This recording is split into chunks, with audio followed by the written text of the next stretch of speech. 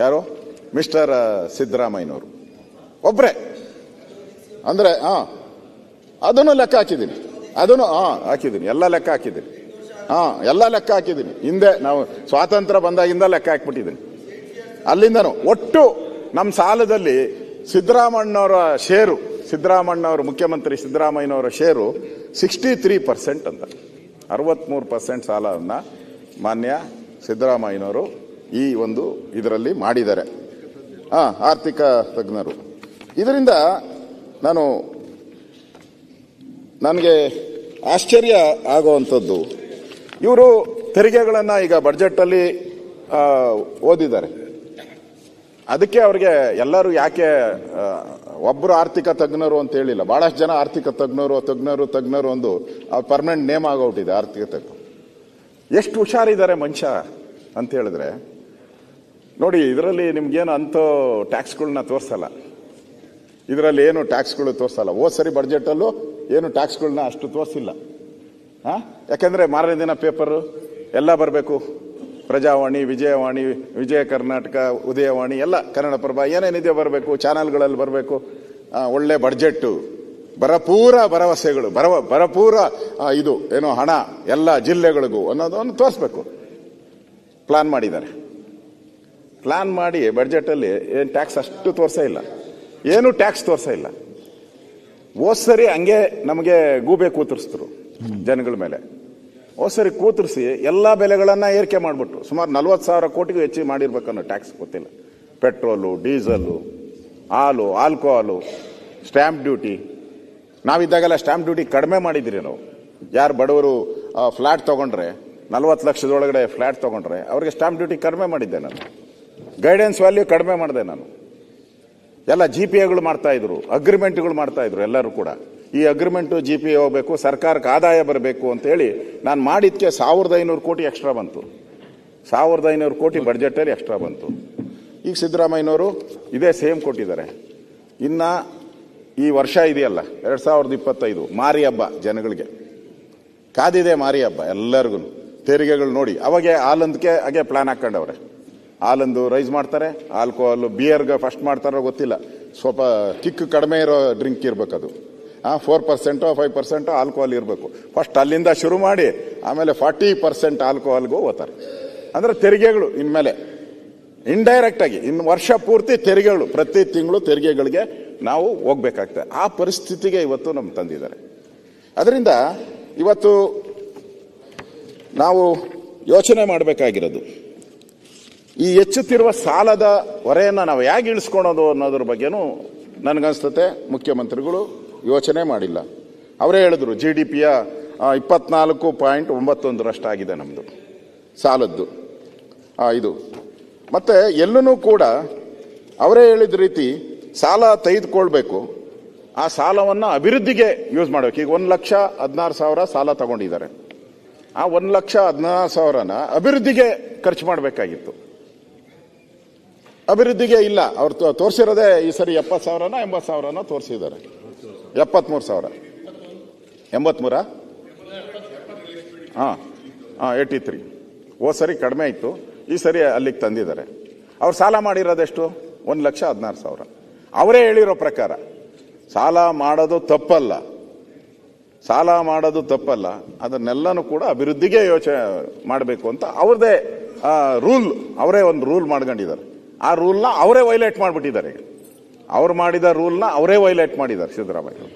ಇವತ್ತು ಅಭಿವೃದ್ಧಿ ಯೋಜನೆಗಳಿಗೆ ಇವತ್ತು ಹಣ ಇಲ್ಲ. ಅದಕ್ಕೆ ಎಲ್ಲ ನಾನು ಅವಾಗೆ ಉದಾಹರಣೆ ಕೊಟ್ಟಿದ್ದೀನಿ. ಎಲ್ಲ ಶಾಸಕರು ಏನೇನು ಕಾಮೆಂಟ್ಗಳು ಮಾಡಿದ್ದಾರೆ, ಪತ್ರಿಕೆಯಲ್ಲಿ ಬಂದಿದೆ, ಎಲ್ಲರೂ ಗೊತ್ತಿದ್ದಾರೆ. ಆ ಕಾಮೆಂಟ್ಗಳು ನಾನು ನೋಡಿದ್ದೀನಿ. ಅದರಿಂದ ಇವತ್ತು ಬಡ್ಜೆಟ್ ಒಟ್ಟು ಗಾತ್ರದಲ್ಲಿ 17.4% ಮಾತ್ರ ಅಭಿವೃದ್ಧಿಗೆ ಖರ್ಚು ಮಾಡೋಕ್ಕೆ ಅವರು ಯೋಚನೆ ಮಾಡಿದ್ದಾರೆ. ಇದರಿಂದ ಎಲ್ಲೂ ಉದ್ಯೋಗ ಸೃಷ್ಟಿ ಆಗಲ್ಲ, ಎಲ್ಲೂ ಕೂಡ ಅಭಿವೃದ್ಧಿಯ ಒಂದು ಸೂಚ್ಯಾಂಕ ಮುಂದೆ ಹೋಗಲ್ಲ. ರಾಜ್ಯದ ಆರ್ಥಿಕ ಸ್ಥಿತಿ ಏನಾಗ್ತಾ ಇದೆ ಅದು ಬಹಳ ಕೆಟ್ಟ ಪರಿಸ್ಥಿತಿಗೆ ಹೋಗ್ತಾ ಇದೆ ಇವತ್ತು ಆರ್ಥಿಕ ಪರಿಸ್ಥಿತಿ. ಎಲ್ಲರೂ ಮಾತಾಡ್ತಾ ಇದ್ದಾರೆ, ನಾನಲ್ಲ, ಎಲ್ಲ ಪತ್ರಿಕೆಯಲ್ಲಿ ಬರೆದಿದ್ದಾರೆ ದುಸ್ಥಿತಿಗೆ ನಾವು ಕೇರಳ ರೀತಿ ಹೋಗ್ತೀರಿ ಅನ್ನೋದು ರೀತಿಯಲ್ಲಿ ಎಲ್ಲ ಪತ್ರಿಕೆಗಳು ಎಲ್ಲರೂ ಮಾತಾಡ್ತಾ ಇದ್ದಾರೆ, ಜನನು ಮಾತಾಡ್ತಾ ಇದ್ದಾರೆ. ಎಂಥ ಸರ್ಕಾರನ ನಾವು ತಂದ್ಬಿಟ್ರಪ್ಪ, ಏನ್ ತಪ್ಪು ಮಾಡಿದ್ರಿ ಅನ್ನೋದನ್ನು ಕೂಡ ಯೋಚನೆ ಮಾಡ್ತಾ ಇದೆ. ಇಲ್ಲಿ ಪ್ರಮುಖವಾಗಿ ನಾನು ಈ ಸರ್ಕಾರಕ್ಕೆ ಹೇಳುವಂಥದ್ದು, ಈ ಬಜೆಟ್ನಲ್ಲಿ ಈ SC/ST ಹಣ ಇದೆಯಲ್ಲ, ಈ SC/ST ಹಣನ ಅವರು ಫ್ರೀಗಳಿಗೆ ಯೂಸ್ ಮಾಡ್ಕೊಂಡಿದ್ದಾರೆ. ಅವರೇ ಹೇಳಿದ್ದಾರೆ ನಾವು ಯೂಸ್ ಮಾಡಿದ್ದೀರಿ. ಇನ್ನು ಕೆಲವು ಮಂತ್ರಿ ಹೇಳಿದ್ದಾರೆ ತಪ್ಪೇನು ಅಂತಾನು ಕ್ವಶನ್ ಹೇಳಿದ್ದಾರೆ. ಅದಕ್ಕೆ ನಾನು ಆಮೇಲೆ ಬರ್ತೀನಿ ನಾನು ಅದಕ್ಕೆ. ಅವರು ಈಗ ನಮ್ಮ 2011ರ ಜಾತಿ ಗಣತಿ 11ರ ಜಾತಿ ಗಣತಿ ಪ್ರಕಾರ SC/ST ಜನಸಂಖ್ಯೆ SCಗಳದು 1,04,00,000 SCಗಳದು ಇರೋವಂಥದ್ದು, ಅಂದರೆ 17.1%. ST 42.48 ಲಕ್ಷ, 6.95%. ಒಟ್ಟು 24.10% SC/STಗಳು ನಮ್ಮ ರಾಜ್ಯದಲ್ಲಿ ಇರೋದು. ಅದು 2011. ಅಂದರೆ ರಾಜ್ಯದಲ್ಲಿ ಒಟ್ಟು ಇರ್ತಕ್ಕಂಥ ಒಂದು ಜನಸಂಖ್ಯೆಯನ್ನು ನಾನು ಹೇಳಿದ್ದೀನಿ. ಅವರೇ ಹೇಳಿರೋ ಪ್ರಕಾರ 2025-20 ಆಯವ್ಯಯದಲ್ಲಿ ಅವ್ರದ್ದು 4,09,549 ಕೋಟಿ ಅಂತ ಅವರೇ ಹೇಳಿದ್ದಾರೆ.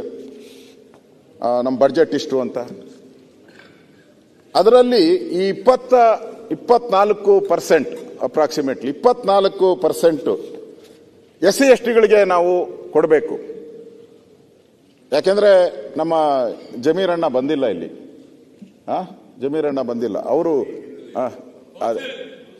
ಕೌನ್ಸಿಲ್ ಜೋರಾಗಿ ಹೇಳ್ತಾ ಇದ್ದೆ ನೋಡಿ, ಎಷ್ಟು ಬಾಂಧವ್ಯ ನಿನ್ಗೆ. ಬಂದಿಲ್ಲ, ಅವ್ರು ಹೇಳಿದ್ದಾರೆ.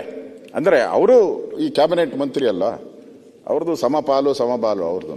ಅವ್ರು ಹೇಳಿದ್ದಾರೆ ನಾವು ಕರ್ನಾಟಕದಲ್ಲಿ 14% ಇದ್ದೀರಿ, ಆ ಪ್ರಕಾರ ಕೊಟ್ಟಿರೋದು ನೋಡಿದ್ರೆ ನಮ್ಮ ಸಿದ್ದರಾಮಯ್ಯನವರು ನಮ್ಮವರು ಎಲ್ಲ ಮುಸ್ಲಿಮರು ಅಂತಾರೆ, ಕೊಟ್ಟಿರೋದೇ ಕಡಿಮೆ, ನಮ್ಗೆ ಕೊಡಬೇಕಾಗಿದ್ದು 60,000 ಕೋಟಿ ಕೊಡಬೇಕು. ಸ್ಟೇಟ್ಮೆಂಟು 60,000 ಕೋಟಿ ಕೊಡಬೇಕು. ಇಲ್ಲಿ 24% ಜನ ಇದಾರಲ್ಲ, ನೀವು ಎಷ್ಟು ಕೊಡ್ಬೇಕು, ಇವ್ರಿಗೆ ಎಷ್ಟು ಕೊಡಬೇಕು? 24% SC/ST ಬಿಡ, ನಾನು ಮಾತಾಡ್ಬೇಕು ಸರ್, ಆಮೇಲೆ ರಿಪ್ಲೈ ಮಾಡಲಿ ಸರ್, ಪ್ಲೀಸ್. ಸುಮ್ಮನೆ ನಾನು ಹೇಳ್ತೀನಿ ತಪ್ಪುಗಳು. ನಾನು ನೋಡು, ಎಲ್ಲಾರು ಮಾಡ್ತಾರೆ, ನೀನು ಮಾಡಿದ್ದೀರಾ, ಎಲ್ಲರೂ ಮಾಡ್ತಾರೆ. ಕೇಳಿಸ್ಕೊಂಬಿಡಿ ಸಾವಧಾನ, ಆಮೇಲೆ ಏನ್ ಬೇಕೋ ಹೇಳ್ಗಳಿನಿ, ಏನ್ ಬೇಕಾದ್ರೂ ಸ್ವೀಕಾರ ಮಾಡಕ್ ನಾವು ರೆಡಿ ಇದ್ದೀರಿ.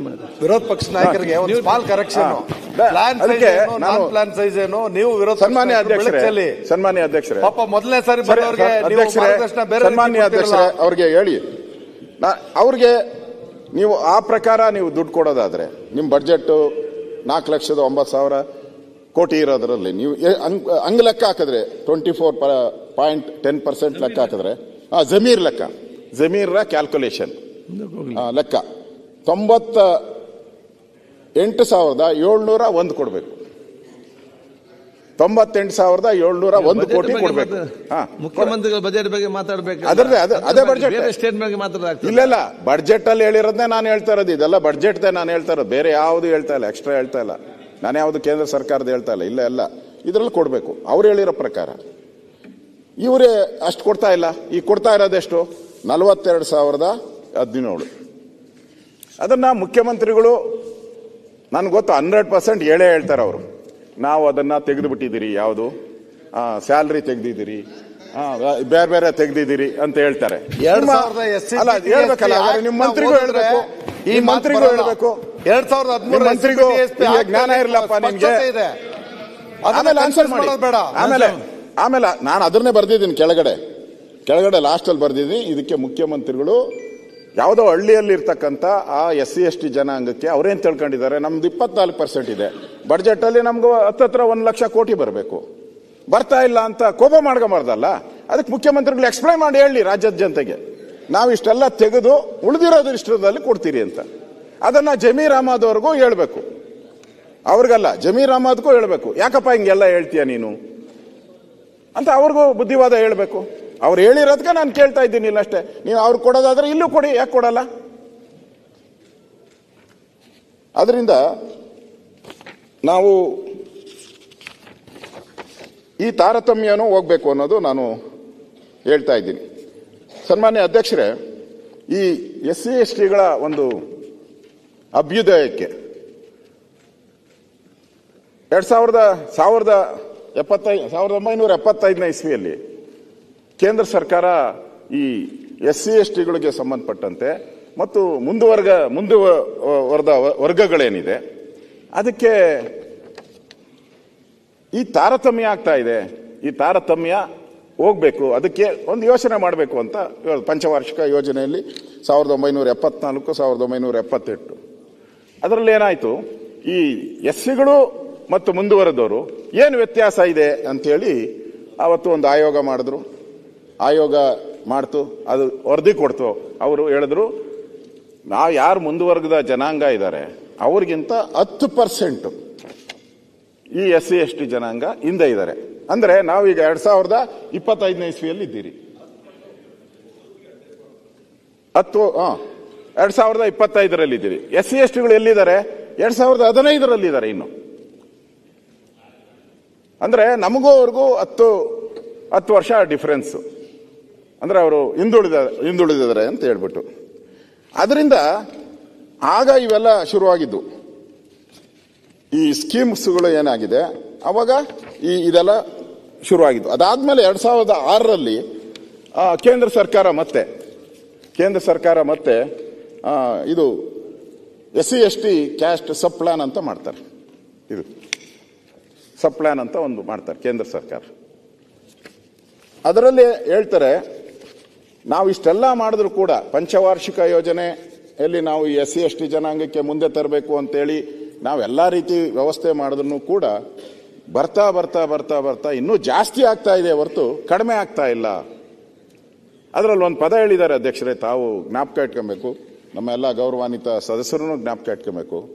ನೀವು 10 ರೂಪಾಯಿನ ನೀವು SCಗೂ ಕೊಟ್ಟು 10 ರೂಪಾಯಿನ ನೀವು ಮೇಲ್ವರ್ಗದವ್ರಿಗೂ ಕೊಟ್ರೆ ಅದರಿಂದ ಈ ತಾರತಮ್ಯ ನಿವಾರಣೆ, ಬುಕ್ಕಲ್ಲಿ ಬರ್ದಿರೋದು, ಈ ಬುಕ್ಕಲ್ಲಿ ಹಂಗೆ ಬರ್ದಿದ್ದಾರೆ, ಈ ತಾರತಮ್ಯ ನಿವಾರಣೆ ಆಗಲ್ಲ. ನಾನು ಯಾಕೆ ಎಲ್ಲಿಗೆ ಬರ್ತಾ ಇದ್ದೀನಿ ಅಂದ್ರೆ, ನೀವು ದುಡ್ಡು ಕೊಟ್ಟಿರೋದಕ್ಕೆ ನೀವು 2000 ರೂಪಾಯಿ SCಗೂ ಕೊಡ್ತಾ ಇದ್ದೀರಾ.